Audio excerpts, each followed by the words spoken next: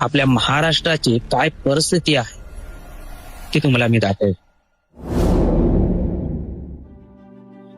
ही आहे अंगणवाडी. लक्षात ठेवा, ही माझ्या मागे आहे अंगणवाडी आणि ही आहे एक प्राथमिक शाळा. विश्वास बसतोय तुम्हाला? आज आपल्या महाराष्ट्रामध्ये अनेक प्राथमिक शाळा बंद होत आहेत. त्यातली ही एक प्राथमिक शाळा.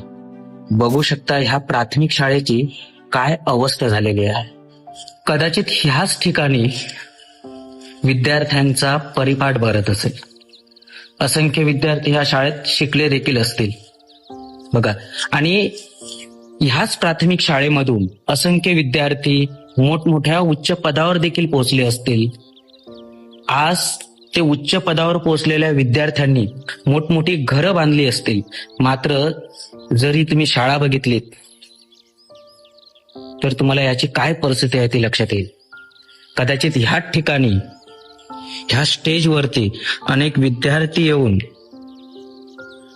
मी भविष्यात कोण मोठा होईल, मी कलेक्टर होईन, डॉक्टर होईन, अशा सुद्धा गोष्टी इथे सांगितल्या असतील. आणि हा पूर्ण आहे तो हॉल. मराठी शाळांची कंडिशन काय होऊ शकते. आज एक चांगली इमारत असून देखील आज ह्या शाळेमध्ये विद्यार्थी नाही. ही शाळा बंद पडली. काही वर्षानंतर आपल्या सिंधुदुर्गातील नव्हे, महाराष्ट्रातील नव्हे, अशा अनेक शाळा ह्याच पद्धतीच्या दिसणार आहेत. व पालकांना विनंती आहे, जे पालक आपल्या विद्यार्थ्यांना मराठी शाळेमध्ये शिकवतात त्यांनी कृपया आपल्या विद्यार्थ्यांना, आपल्या मुलांना मराठी शाळेतून काढू नका. ह्या शाळेची जी अवस्था झाली आहे ही प्रत्येक शाळेची होऊ शकते.